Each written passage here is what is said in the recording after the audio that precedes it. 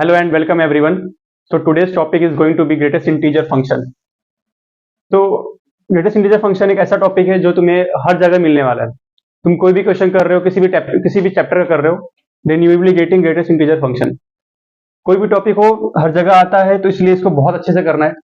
ठीक है, अगर ये घबराया तो फिर तुम कोई भी टॉपिक पढ़ लोगे और सपोज उसमें इसका यूज आ गया तो तुम्हारा वो क्वेश्चन तो इनकम्प्लीट रह गया. तो इसलिए बहुत ध्यान से देखना है इसको. तो स्टार्ट करते हैं पहले फंक्शन से. फंक्शन क्या होता है? तो any function when defined from A to B, दुनिया का कोई भी फंक्शन होता है, मैथमेटिक्स के फंक्शन की बात कर रहा हूँ, defined from A to B where A is domain and B is known as range. अब ये डोमेन और रेंज का क्या सिलसिला है? तो डोमेन हो गया कि वो फंक्शन अपने अंदर क्या क्या ले सकता है, कौन कौन से वैल्यू वो ले सकता है, और range whatever the output the function can provide to us after giving the value into it, that is known as range. तो डोमेन क्या हो गया? जो भी फंक्शन के अंदर हम इनपुट डाल सकते हैं. तो अगर हम इसको शॉर्ट फॉर्म में बोल दें तो ये इनपुट हो गया और ये आउटपुट हो गया. ठीक है, अगर मैं फंक्शन को एक मशीन की तरह ट्रीट करूं तो वो मशीन क्या इनपुट ले रही है वो डोमेन, मशीन क्या आउटपुट दे रही है that is known as range. ठीक है, ये तो फंक्शन का डेफिनेशन हो गया. इस फंक्शन में हम आते हैं ग्रेटेस्ट इंटीजर फंक्शन पे. तो ग्रेटेस्ट इंटीजर फंक्शन क्या है?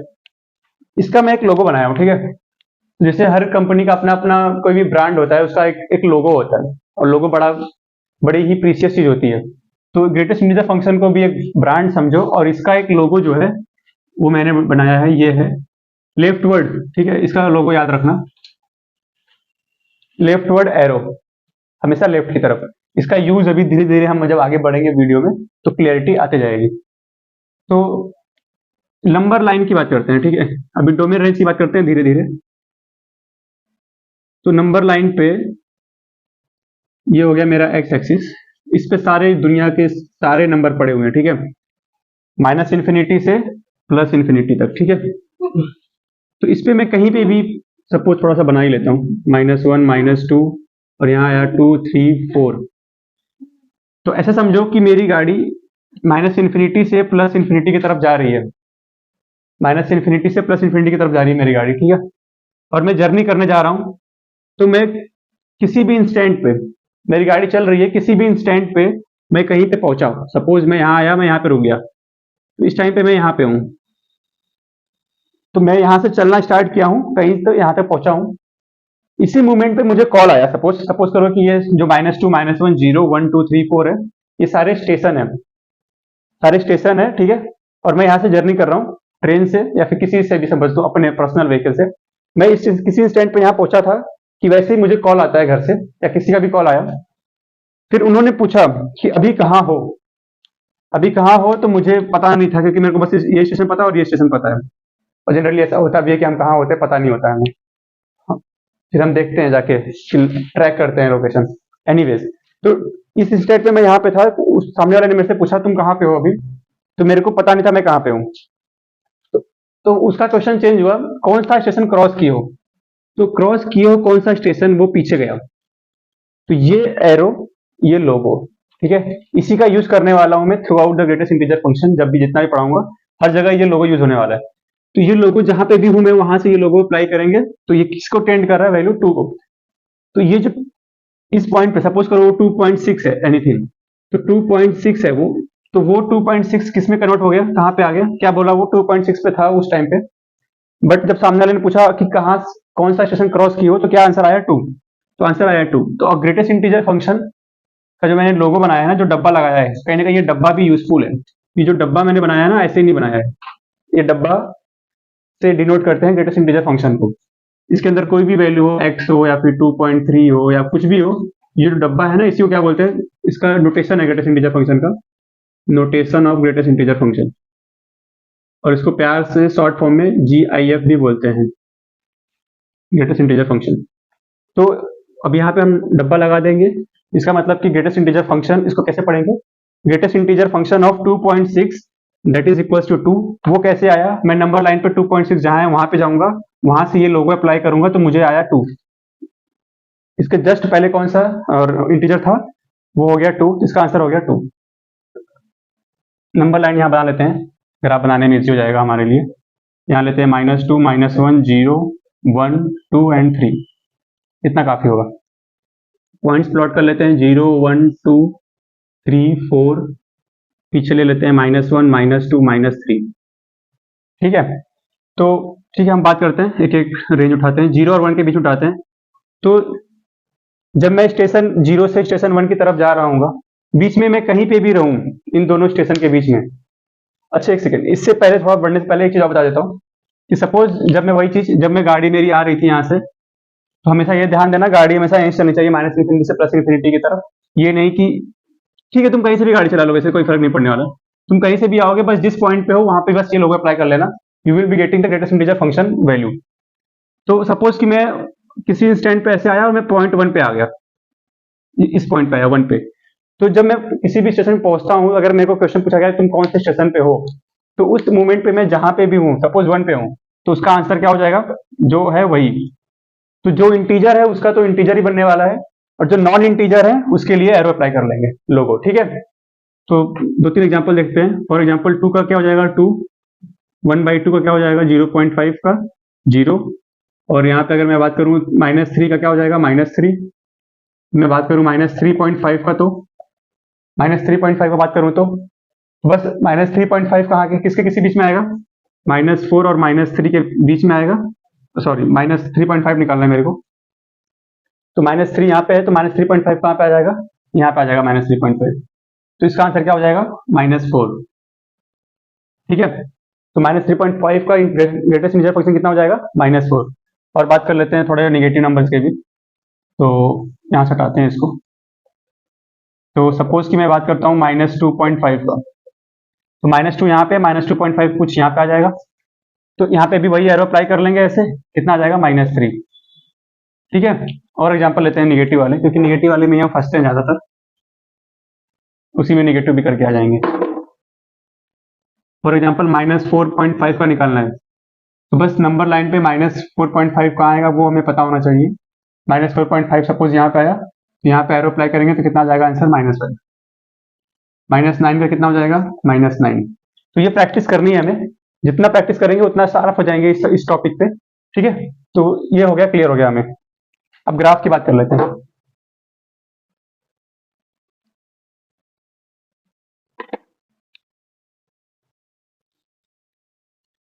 ठीक है, तो हम बात करते हैं 0-1 के बीच में पहले। तो 0 से 1 के बीच में कहीं पे भी मैं रहूंगा, तो जहां पे भी रहूंगा वहां पे अगर मैं लोगो अप्लाई करूंगा तो कहाँ पे जाएगा मेरा वैल्यू, हमेशा 0 पे। तो कहीं ना कहीं जब मेरा डोमेन होगा 0 से 1 के बीच में, तो वहां पे मैं क्या हमेशा पाने वाला हूँ, 0 पाने वाला हूँ। तो वाई एक्सिस पे कहाँ पे रहने वाला हूँ, हमेशा 0 पे रहने वाला हूँ। और जहां जहां इंटीजर है, जो भी इंटीजर है वहां पे क्या आने वाला है, जो इंटीजर की वैल्यू है वो आने वाला है। सपोज फॉर एग्जाम्पल 1 पे, यहाँ पे भी नंबर लाइन पे प्लॉट कर लेता हूँ नंबर्स, 1, 2, 3, 4, इतना बहुत होगा, -1, -2, -3, -4। तो जहां पे भी इंटीजर है, जो इंटीजर है वही वैल्यू आने वाली है। फॉर एग्जाम्पल 1 पे क्या आएगा, 1 आ जाएगा, 2 पे क्या आएगा, 2 आ जाएगा, -1 पे क्या आएगा, -1, -2 पे क्या आएगा, -2, ठीक है, क्लियर है इतना। 4 पे क्या आएगा, 4 आ जाएगा। अब 0 से 1 के बीच में जहां पे भी रहूंगा तो क्या आने वाला है, हमेशा 0।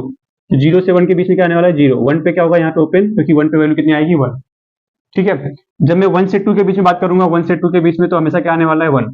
तो 1 से 2 के बीच में क्या आने वाला है, 1, y इक्वल टू लाइन ये है, तो ये आने वाला है हमेशा। 2 पे क्या होने वाला है, 2 पे तो हमेशा 2 आएगा, इसलिए ग्राफ 2 पे यहाँ पे ओपन होगा, यहाँ पे आ जाएगा पॉइंट।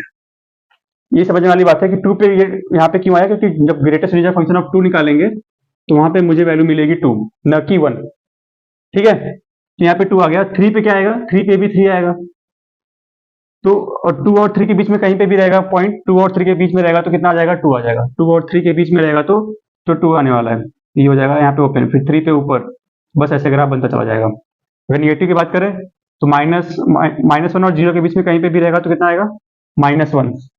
-1 और 0 के बीच में कहीं पे भी रहेगा तो कितना आ जाएगा, -1। ये हो गया, -1 नीचे लिख लेता हूँ। और 0 पे क्या आने वाला है, यहाँ पे ओपन होगा, 0 पे 0 ही रहने वाला है। तो फिर इसी तरह से -2 और -1 के बीच में रहेगा तो ग्राफ क्या हो जाएगा, -2 की तरफ जाएगा। -2 और -1 के बीच में रहेगा तो -2 पे आएगा, तो ये बनने वाला है। और -1 पे क्या होने वाला है, -1 पे -1 ही रहेगा, तो यहाँ पे ओपन हो जाएगा। फिर वही यहाँ पे ऐसे हो जाएगा, कहीं ना कहीं एक तरह से सीढ़ी बनी हुई है पूरी, ठीक है। तो ग्रेटेस्ट इंटीजर फंक्शन में क्या है, सीढ़ी है, यहाँ से जंप करें यहाँ, फिर यहाँ पे, फिर यहाँ पे, ऐसे ऐसे तो पूरी सीढ़ी बनी हुई है। तो इसमें हमें क्लियरली दिख रहा है कि डोमेन कितना है, सारा रियल नंबर कवर्ड है, सारे रियल नंबर्स की कुछ ना कुछ वैल्यू आ रही है। इंटीजर है तो इंटीजर इटसेल्फ जो नंबर है वही आ जाएगा, बाकी अगर नॉन इंटीजर है तो बस उसके लेफ्ट साइड में जो इंटीजर है वो आंसर हो जाएगा। तो ये ग्राफ हो जाएगा ग्रेटेस्ट इंटीजर फंक्शन का।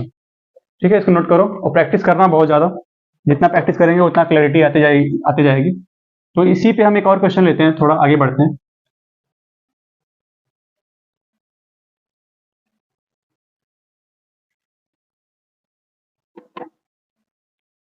मैं लेता हूं y is equals to sine x, x belongs to 0 से 2 पाई। अगर आपको साइन एक्स का ग्राफ नहीं पता है तो मैं ग्राफ बना देता हूं समझाने के लिए, और फिर पहले हम y is equal to sine x graph लेते हैं। ये हो गया x एक्सिस और ये हो गया y एक्सिस। तो साइन एक्स का ग्राफ कुछ ये बनेगा 0 से 2 पाई के बीच में, 0 और ये हो गया पाई और ये हो गया 2 पाई।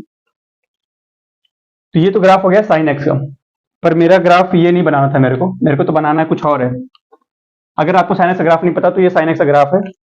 डोमेन रेंज ले लेता हूँ इसका, 0 से 2 पाई के लिए पूरा डोमेन है, और इसका रेंज जो होगा हमेशा आपको पता है, साइन एक्स की वैल्यू -1 से +1 के बीच में आने वाली है। ठीक है, तो ये ग्राफ है साइन एक्स का। अब मैं ग्राफ बनाने वाला हूं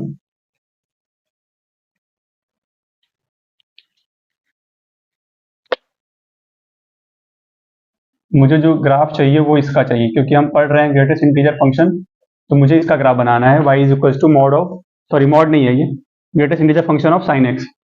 तो greatest integer function of sine x का ग्राफ बनाना है अगर मेरे को 0 से 2 पाई के बीच में, तो मेरा ग्राफ बन जाएगा 0 से 2 पाई में साइन एक्स का कुछ ऐसा, 0 पाई 2 पाई। ठीक है, तो ये हो गया +1 और ये हो गया -1। तो इंटीजर कितने आए इस पूरे साइन एक्स के ग्राफ पे, ये हो गया y और ये हो गया x एक्सिस और ये साइन एक्स का ग्राफ है। तो कितने इंटीजर आए हैं पूरे साइन एक्स के ग्राफ पे, तो 0 सिर्फ 3 इंटीजर है, -1 0 और 1। पूरे साइन एक्स के साइन एक्स के रेंज में सिर्फ 3 इंटीजर आएंगे, -1 0 और 1। तो सिर्फ कहीं ना कहीं सिर्फ 3 पॉइंट्स पे ये अपने आप को वैल्यू वही होने वाला है, बाकी तो वैल्यू चेंज होगा। 1 पे क्या हो जाएगा, 1 रहेगा, 0 पे तो 0 ही रहने वाला है, यहाँ पे भी 0 यहाँ पे भी 0, और जब वैल्यू -1 होगी तो भी वैल्यू ग्राफ में पॉइंट ही आ जाएगा। इसको मैं दूसरे कलर से बना देता हूँ। यहाँ पे ये हो जाएगा, 0 पे 0 ही रहेगा, -1 पे -1 हो जाएगा। तो जब -1 0 और 1, जब ग्राफ 0 और 1 के बीच में होगा, ये पूरा ग्राफ 0 और 1 के बीच में कहीं ना कहीं इसकी आउटपुट आ रही है, तो अगर 0 और 1 के बीच में आउटपुट आएगी तो क्या हो जाएगा इसका, 0 और 1 के बीच में आ रहा है तो GIF कितना आ जाएगा, 0। इसका मतलब यहाँ से लेके यहाँ तक कितना होने वाला है, 0, और 1 पे क्योंकि यहाँ पे +1 होने वाला है तो 1 पे हम ओपन कर देंगे यहाँ पे। क्लियर है, देख सकते हैं 0 से ये पूरा जितना ऊपर का ग्राफ है, 0 से यहाँ पे पाई के बीच में वैल्यू कितनी आ रही है, 0 से 1 के बीच में आ रही है, और 0 से 1 के बीच में जो भी वैल्यू होगी उसका ग्रेटेस्ट इंटीजर फंक्शन कितना होने वाला है, 0। तो उसका इसलिए ग्राफ कितना आएगा, 0 पे बन जाएगा। जब हम पाई से 2 पाई की तरफ चलेंगे तो वैल्यू आ रही है 0 से -1 के बीच में, तो जब भी वैल्यू 0 से -1 के बीच में होने वाली है, 0 से -1 के बीच में होगी, तो जहां पे भी होंगे वहां से हम ये एरो अप्लाई करेंगे तो वैल्यू कितनी आएगी, -1। जब -1 आ जाएगा तो -1 यहाँ पे कितना हो गया, ये यहाँ पे डिफाइंड है तो यहाँ पे हो जाएगा ओपन, यहाँ से ग्राफ जाएगा यहाँ तक, 2 पाई पे 0 होगा तो यहाँ पे 0 होगा और यहाँ पे ओपन हो जाएगा। तो ग्राफ कितना बन गया इसका, 0 से पाई के बीच में 0, और सिर्फ 1 पे यहाँ पे हो गया π/2, तो π/2 पे सिर्फ कितना आ जाएगा, +1 आ जाएगा, और पाई से 2 पाई के बीच में क्या होने वाला है, -1 आने वाला है। क्लियर है, तो ये हो गया graph y is equal to greatest integer function of sine x का। ठीक है, तो आगे बढ़ते हैं थोड़ा, इसको एक बार वापस समझा देता हूँ कैसे आया है। ग्राफ बन गया y is equal to sine x का 0 से 2 पाई के बीच में, इतना क्लियर है।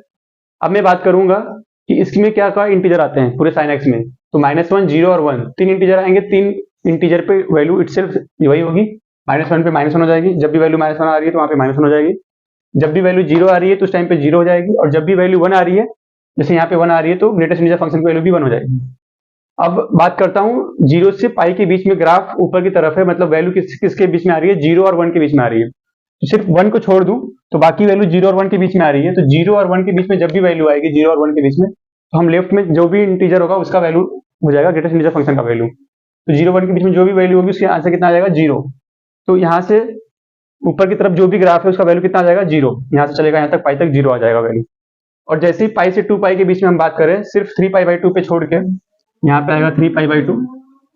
तो अगर मैं 3 पाई/2 छोड़ दूं तो वहाँ पे +1 आ रहा है, सॉरी -1 आ रहा है, इसलिए -1 हो जाएगा यहाँ पे। तो बाकी जो भी है वैल्यू -1 से छोटी है और 0 से बड़ी है। तो 0 और 1 -1 से अगर बीच में है कोई भी वैल्यू, तो उसका इंटीजर ग्रेटेस्ट इंटीजर फंक्शन कितना हो जाएगा? -1। तो यहाँ से लेके यहाँ तक कितना हो जाएगा? -1।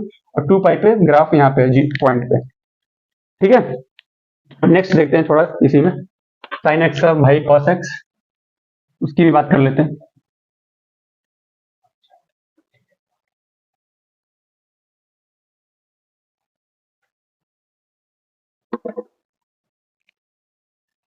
y is equals to cos x, इसको भी ले लेते हैं 0 से 2 पाई के बीच में।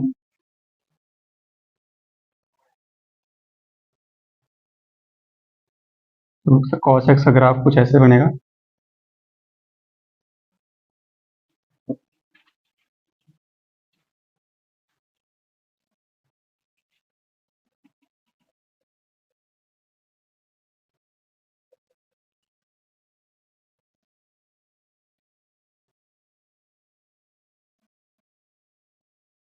ठीक है, तो cos x का ग्राफ मैंने बना दिया 0 से 2 पाई के बीच में। ये है y एक्सिस और ये x एक्सिस। तो y is equal to cos x का ग्राफ है ये 0 से 2 पाई के बीच में ग्राफ बना दिया है। तो इसकी भी वैल्यू +1, यहाँ 0 और यहाँ पे -1। इसकी भी वैल्यू -1 से +1 के बीच में आ जाएगी। अब हम ग्राफ बनाएंगे किसका? y is equal to greatest integer function of cos x, y is equal to GIF of cos x का ग्राफ बनाएंगे। थोड़ा इसको और कर लेता हूं।